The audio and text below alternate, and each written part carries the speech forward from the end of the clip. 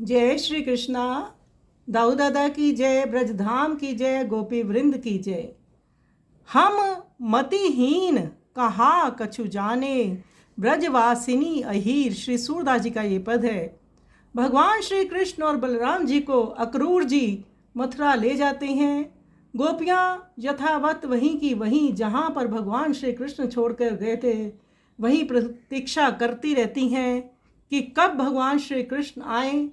तो भगवान श्री कृष्ण जी जो उद्धव वहाँ पर हैं, उद्धव जी महाज्ञानी हैं। वो गोपियों के प्रेम को, कृष्ण प्रेम को नहीं समझ पाते।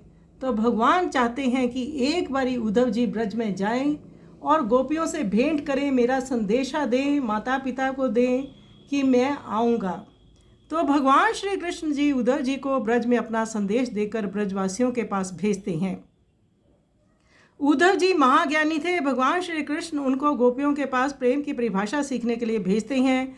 सूरदास जी के शब्दों में गोपियाँ उद्धव जी से कहती हैं कि हम अहीर जाति की ब्रजवासिनियाँ हीन बुद्धि होने के कारण कैसे समझें। वे तो किशोर तथा नवल सभ्य नागर अर्थात नागरिक हैं तथा राजा के रूप में बड़ी जिम्मेदारी को वहन कर रहे हैं। इसीलिए हे भ्रमर अर्थात उद्धव, उनसे कहना कि वचन की लाज का स्मरण रखेंगे। अच्छा हुआ जो कि आपने दूत भेजा, कम से कम इतनी प्रतिज्ञा तो निभाई। यदि ब्रज को अपना समझो तो कम से कम एक बार तो कृपा करके मिल जाओ। चाहे गरीब हो चाहे धनी, सारी दुनिया की यही रीति है। हम अनाथ हैं तथा कृष्ण तुम नाथ हो। इसीलिए आप इस अपने यश की रक्षा क्यों नहीं करते। छयों ऋतुएं ब्रज में आकर पुकारती हैं कि अब कोई विरहिणियों को सहारा देने वाला नहीं है। तो ऋतुएं भी वहाँ पर आके अपने को ऐसे उदास समझती हैं कि वो जो आनंद आता था भगवान श्री कृष्ण की सानिध्य में, राधा जी के सानिध्य में, राधा जी भी अब चुपचाप हो गई हैं, कृष्ण भी चले गए हैं, ब्रज सूना हो गया है। तो आइए इस मार्मिक पद का हम श्रवण करें।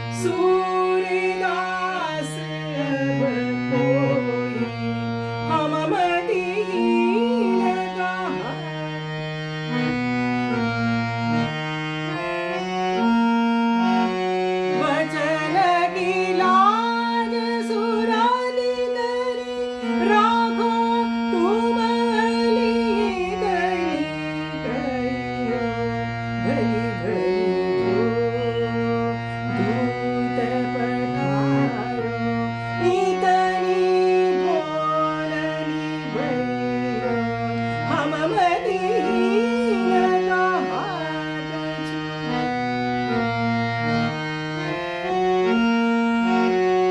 एक बार तो मिलो कृपा करे, जो अपनो ब्रज जाना। ये रीति संसार सभी लगी, कहाँ रंग गहरालो। हम मदीन कहा कछु।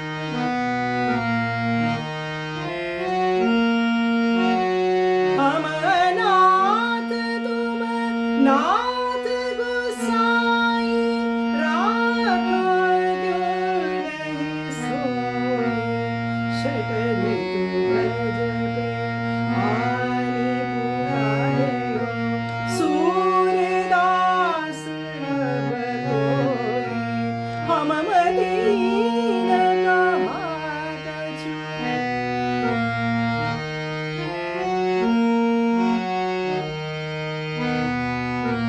हम मतिहीन कहा कछु जाने, ब्रजवासी हीर बेजु किशोर